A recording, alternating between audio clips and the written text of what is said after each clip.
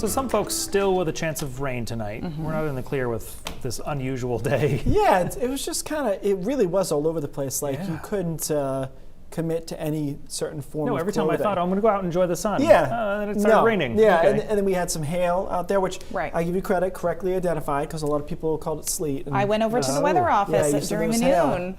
And then there were other people who said hail too, so that was Okay, good. we're learning. It's, you know what, this one's hard because you think of hail as bigger and being part of a thunderstorm. Right. Yeah. And this was marginal, the temperatures, but it was hail, not sleet, that we saw out there. Temperatures in the mid-50s. We'll talk a little bit about why that hail could form. And the reason it was so all over the place as far as the conditions today is the satellite is pretty heavy with clouds, but we had a couple of areas of breaks in it, and just takes a little sunshine this time of the year to poke through, and all of a sudden it feels great out there. And so you'd have that, then the clouds would fill back in, and then you'd pop up some showers, and some of those showers did have hail. Now, the reason that this was able to produce hail is because it's cold just aloft in the atmosphere. And so typically we produce hail with big cumulonimbus clouds in the summer, pushing all the way up into the upper atmosphere. In this case, we didn't need to go very high to get the cold air to produce hail. So that's where we got the little tiny hail balls out of today. And it's not sleet, because sleet would typically be when the mid-level is below freezing.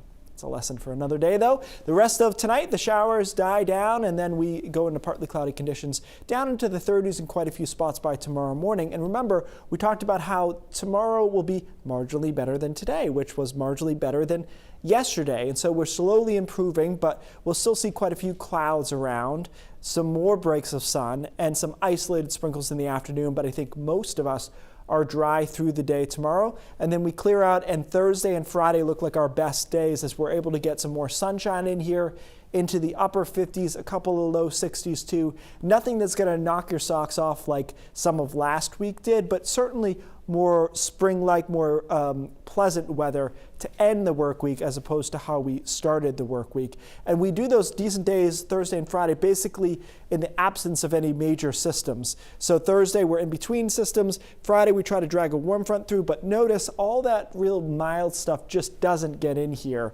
It stays to our south.